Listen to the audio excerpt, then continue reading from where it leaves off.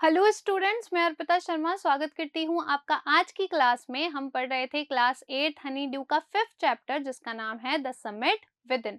बच्चों, part second में हमने ये कहानी पूरी पढ़ ली थी। पार्ट 3 में हम क्या करेंगे, इसके सवाल और जवाब करेंगे, यानी कि क्वेश्चन आंसर्स करेंगे। तो आइए जल्दी से शुरू करते हैं। पहला सवाल देखिए, standing on the Everest the writer was. जब जो हमारे लेखक हैं वो एवरेस्ट पर खड़े थे तो उन्हें कैसा महसूस हो रहा था। पहला ऑप्शन ओवरजॉयड, वो बहुत ज्यादा आनंद के साथ थे। वेरी सैड, बहुत दुखी थे। जुबिलेंट एंड सैड, थोड़े आनंद, थोड़े खुश भी थे और थोड़े दुखी भी थे। तो इसका आंसर क्या होना चाहिए, इसका आंसर होना चाहिए नंबर थर्ड, कि वो थोड़े से खुश भी थे और थोड़े से दुखी भी थे। दुखी क्यों थे, क्योंकि उन्हें लग रहा था कि मैंने सबसे जो ऊंची चोटी है उसकी चढ़ाई कर ली है, अब इसके बाद जो कोई भी चोटी होगी वो बहुत छोटी होगी। तो देखिए इसका आंसर क्या होगा, ऑप्शन नंबर 3। दूसरा सवाल देखिए, the emotion that gripped him was one of the. जब वो उस पर चढ़ गए तो उनको कौन सा जो इमोशन था, भाव था उनके अंदर था। ऑप्शंस देखिए, पहला विक्ट्री ओवर हडल्स, उनको एक जीत का एहसास था मुश्किलों के ऊपर। दूसरा humility and a sense of smallness, वो क्या थे, विनयशीलता का भाव था उनके अंदर और एक लघुता का भाव भी उनके अंदर था। ग्रेटनेस एंड सेल्फ इम्पोर्टेंस, उनके अंदर एक तो खुद को बहुत महत्वपूर्ण वो खुद को समझ रहे थे। तो इसमें से कौन सा भाव उनके अंदर था जब वो एवरेस्ट पर खड़े थे, option number second, humility and a sense of smallness, यानी कि विनयशीलता और लघुता का एहसास उनके अंदर था। आंसर देखिए ऑप्शन सेकंड। नेक्स्ट देखिए, the summit of the mind refers to. The summit of the mind, ये जो दिमाग का जो शिखर है ये किसके बारे में हमको बताता है। पहले देखिए, ग्रेट इंटेलेक्चुअल अचीवमेंट, की हमारे दिमागी बौद्धिक अचीवमेंट्स को, जीत को ये दर्शाता है। दूसरा, the process of maturing mentally and spiritually, ये दूसरी तरीके से हमको क्या करता है, दूसरा ऑप्शन क्या है कि ये हमें आध्यात्मिक रूप से क्या करता है, मैच्योर करता है, यानी कि थोड़ा बड़ा बनाता है। थर्ड देखिए, overcoming personal ambition for common welfare. तीसरा है कि हम अपने खुद के एम्बिशन से, खुद के जो हमारे विचार हैं उनसे ऊपर उठ के किसके बारे में सोचते हैं, सामान्य लोगों के भले के बारे में भी सोचते हैं। चौथा, living in the world of thought and imagination, ये हमें किसके अंदर ले जाता है, ये हमें अ, दुनिया के विचारों के अंदर और अपनी कल्पना के अंदर भी ले जाता है। और देखिए fifth, the triumph of mind over worldly pleasure for a noble cause, ये हमें किसका एहसास दिलाता है, ये हमें जीत का एहसास दिलाता है, हमारी बौद्धिक जीत का एहसास दिलाता है इस दुनिया के ऊपर। सिक्स देखिए, a fuller knowledge of oneself, और हमें एवरेस्ट का जो दिमाग का जो शिखर है वो किसके किसके बारे में बताता है, a fuller knowledge of oneself, हमें खुद की पूरी जानकारी के बारे में वो बताता है। तो इसका आंसर क्या होगा, इसका आंसर होगा ऑप्शन 2, यानी कि the process of maturing mentally and spiritually, यानी कि ये एक प्रोसेस है, ये एक लक्षण है जो किसको दर्शाता है, आध्यात्मिक और हमारे बौद्धिक क्षमता को दर्शाता है। Overcoming personal ambition for common welfare, हम किससे ऊपर उठ जाते हैं, हम हमारे पर्सनल एम्बिशन से, यानी हमारे खुद के स्वभाव, हमारे लिए जो चीजें जरूरी हैं हम उसको छोड़ के किसके बारे में सोचते हैं, हम कॉमन वेलफेयर के बारे में सोचते हैं, यानी सामान्य लोगों की भलाई के लिए सोचते हैं। और चौथा आएगा इसके अंदर, living in the world of thought and imagination, ये कैसा होता है कि हम अपने ही एक दुनिया के लिए एक विचार और कल्पना बना लेते हैं और उसके अंदर हम जीते हैं। अब हम क्या करेंगे, अब हम करेंगे वर्किंग विद द टेक्स्ट के क्वेश्चन आंसर। तो पहला सवाल देखिए, what are the three qualities that played a major role in the author's climb, ऐसे कौन से तीन लक्षण थे जिसने हमारे जो ऑथर हैं, जो लेखक हैं, उनकी मदद करी उस चढ़ाई को चढ़ने में। तो देखिए इसका आंसर, इंड्योरेंस यानी कि धैर्य, रेजिस्टेंस यानी कि दृढ़ता या दृढ़ निश्चय, एंड विल पावर यानी कि इच्छा शक्ति, are the three qualities that played a major role in the author's climb. ये वो तीन चीजें थी, ये वो तीन लक्षण थे जिसने क्या किया, हमारे ऑथर की मदद की, हमारे लेखक की मदद की उस चढ़ाई को चढ़ने में। दूसरा देखिए, why is adventure which is risky also pleasurable, जो एडवेंचर होता है, जो साहस का काम होता है, वो रिस्की होने के साथ-साथ यानी कि जोखिम से भरा होने के बावजूद भी उसमें हमको प्लेज़र क्यों मिलता है, यानी कि आनंद क्यों आता है? तो इसका जवाब देखिए, the adventure which is risky is also pleasurable because man takes delight in overcoming obstacles. क्योंकि व्यक्ति को क्या होता है बच्चों, व्यक्ति को बहुत ही आनंद मिलता है जब वो अपनी बाधाओं को पार कर लेता है। After having done something adventurous, man feels the sense of battle fought and won. जब भी कोई व्यक्ति क्या करता है, कोई साहस का काम कर लेता है, तो उसे कैसा महसूस होता है, जैसे कि उसने एक युद्ध लड़ा हो और उसे जीत भी लिया हो। Man has the feeling of victory and happiness. और ऐसा करने के बाद जो मनुष्य है उसमें कौन सा भाव आता है, उसके अंदर विक्ट्री यानी जीत का और खुशी का, हैप्पीनेस का भाव आता है। अगला देखिए, What was it about Mount Everest that the author found irresistible? ऐसा क्या था माउंट एवरेस्ट के अंदर जो ऑथर अपने आप को रोक नहीं पा रहे थे, ऑथर को ऐसा लगा कि इससे वो खुद को नहीं रोक सकते हैं। तो आंसर देखिए, the beauty, aloofness, might, ruggedness and difficulties encountered on the way of Mount Everest.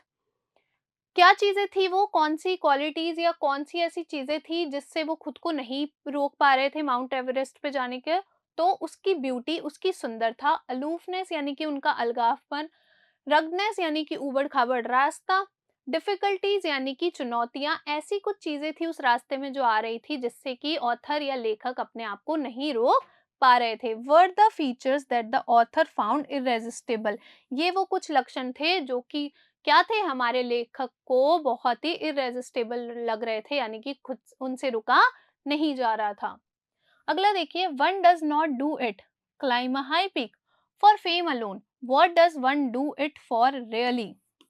कोई भी व्यक्ति सिर्फ इसलिए सबसे ऊंची चोटी पर नहीं जाता क्योंकि उसे क्या होना होता है, फेमस होना होता है, बल्कि वो वास्तव में इस चीज को क्यों करता है। तो देखिए इसका जवाब, really one climbs a high peak for the satisfaction of a deep urge to rise above one's surrounding. कोई भी जो व्यक्ति है बच्चों, वो क्यों करता है, क्योंकि उसको ये भाव आता है जब वो किसी भी ऊंची चोटी पर चढ़ जाता है कि वो बाकी लोगों से क्या है, ऊपर उठ चुका है। And for reaching a fuller knowledge of himself. और किस लिए करता है, ताकि वो अपने खुद के बारे में बहुत ज्यादा ज्ञात कर पाए। अगला देखिए, he becomes conscious in a special manner of his own smallness in this large universe। वो अपने आप के बारे में और ज्यादा सचेत हो जाता है कि वो इस जो विश्व है इसके अंदर कितना लघु है। This awareness defines an emotion mentioned in the first paragraph, which is the emotion. ये जो अवेयरनेस है, ये जो हमको पता चलता है, ये पहले पैराग्राफ में बताया गया है, ये जो भावना है ये कौन सी भावना है, मतलब ये कब आती है। तो इसका जवाब देखिए, the emotion mentioned in the first paragraph is humility. ये भावना हमको कब आती है, जब हम बहुत विनयशीलता हम में आ जाती है, तब हमें ये भावना आ जाती है कि हम आसपास की सराउंडिंग से, आसपास के लोगों से ऊपर उठ चुके हैं। दूसरा सवाल देखिए, what were the symbols of reverence left by members of the team on Everest. ऐसे कौन से प्रतीक थे जो कि वो एवरेस्ट पर छोड़ गए थे सम्मान के लिए। तो देखिए answer, a picture of Guru Nanak, Guru Nanak ji की एक तस्वीर, a picture of goddess Durga, goddess Devi Durga की एक पिक्चर, एक तस्वीर, a relic of the Buddha, Buddha ji के कुछ अवशेष, वर द सिंबल्स, ये कुछ सिंबल्स थे जो कहाँ छोड़ गए थे वो लोग, माउंट एवरेस्ट पर छोड़ गए थे। अगला सवाल देखिए, what according to the writer did his experience as an Everester teach him. Writer के अनुसार, लेखक के अनुसार ऐसे कौन से अनुभव हैं जो उसे जिंदगी के बारे में कुछ सिखाते हैं। देखिए answer, according to the writer his experience as an Everester taught him to face life's ordeals resolutely. यानी कि जो हमारे लेखक हैं उनके अनुसार जो एवरेस्ट पर चढ़ाई थी, उन्होंने उनको क्या सिखाया, उन्होंने उनको आने वाली जीवन की कठिनाइयों से लड़ने की क्षमता दी और उसके बारे में कुछ सिखाया। अगला देखिए, ये दूसरा सवाल है, right a sentence against each of the following statement. आपको एक वाक्य लिखना है, जो भी आपको नीचे वाक्य दिया गया है उसके साथ ही आपको एक और वाक्य लिखना है। पहला देखिए, the experience changes you completely. ये जो एक अनुभव है आपको पूरी तरीके से क्या कर देते हैं, चेंज कर देते हैं, बदल देते हैं। तो इसके साथ आप क्या लिख सकते हैं, कौन सा सेंटेंस वाक्य लिख सकते हैं बच्चों, देखिए, one who has been to the mountains is never the same again. मतलब जो भी व्यक्ति माउंटेन्स पे जाता है, पर्वतों पे जाता है, वो कभी भी वैसा ही नहीं रहता। अब ये जो सवाल है बच्चों, इसका जवाब आप खुद भी कर सकते हैं। कैसे, आप अपनी बुक उठाइए, उसके अंदर देखिए कि ये जो लाइन्स हैं इनको कहाँ पर हमें पढ़ाया गया है, उससे मिलता जुलता जवाब आप लिख सकते हैं। फिर भी मैं करा देती हूँ, देखिए, दूसरा, man takes delight in overcoming obstacles. जो व्यक्ति है उसको किसमें खुशी मिलती है, जब वो बाधाओं को पार कर लेता है। तो देखिए answer, man has internal love for adventure. मनुष्य के अंदर क्या होता है, आंतरिक प्रेम होता है साहस के कार्यों को लेके। Overcoming obstacles inspire to face life's ordeal resolutely. और जो ऑब्स्टिकल्स को पार करना हमको किसकी प्रेरणा देता है, हम हमारे जीवन में आगे आने वाली जो कठिनाइयां हैं उनसे लड़ने के लिए हमको प्रेरणा देता है। तीसरा देखिए, mountains are the nature at its best. जो पर्वत होते हैं वो प्रकृति का सबसे अच्छा रूप होते हैं। तो देखिए जवाब, the beauty and majesty of mountains pose a great challenge. जो सुंदरता है पर्वतों की वो किसके साथ आती है, एक चुनौती के साथ आती है। They are a means of commune with God. और ये जो माउंटेन्स हैं ये किसकी तरह हैं, ये किसके जैसे हैं, जैसे कि हम भगवान से मिल रहे हो, हमारा भगवान से मेल हो रहा हो, ये हमें ऐसा दर्शाते हैं। चौथा देखिए, the going was difficult but the after effects were satisfying. यानी कि वहां पर जाना तो बहुत मुश्किल था, लेकिन उसके बाद जो हमने अनुभव किया वो बहुत अच्छे थे। तो इसका आंसर देखिए, you wonder why you ever undertook the ascent. आपको हमेशा ऐसा लगता है कि आपने आखिर इस चढ़ाई को शुरू ही क्यों किया। It teaches you much about the world and about yourself. ये आपको बहुत कुछ सिखाता है, किसके बारे में, वर्ल्ड यानी विश्व के बारे में, और आपके खुद के बारे में भी। The physical conquest of a mountain is really a spiritual experience. The physical conquest of a mountain is really a spiritual experience. जो शारीरिक जीत है माउंटेन पे चढ़ने की, वो वास्तव में कैसा अनुभव है बच्चों, वो आध्यात्मिक यानी कि स्पिरिचुअल अनुभव है। तो जवाब देखिए, the experience is not merely physical. ये जो अनुभव है ये केवल शारीरिक नहीं है, but also emotional and spiritual. बल्कि ये कैसा, ये भावनाओं का और आध्यात्मिक अनुभव है। As mountains are the means of commune with God. क्योंकि ये जो माउंटेन्स, ये जो पर्वत होते हैं, ये हमें क्या दर्शाते हैं, ये हमें एक मेल सा करा देते हैं, किसके साथ, ईश्वर के साथ या भगवान के साथ। तो बच्चों यहाँ पे हमारा पार्ट 5 कंप्लीट हो गया। मुझे लगता है आपको अच्छे से समझ में आया होगा और आपको बहुत अच्छा भी लगा होगा पढ़कर। Thank you so much.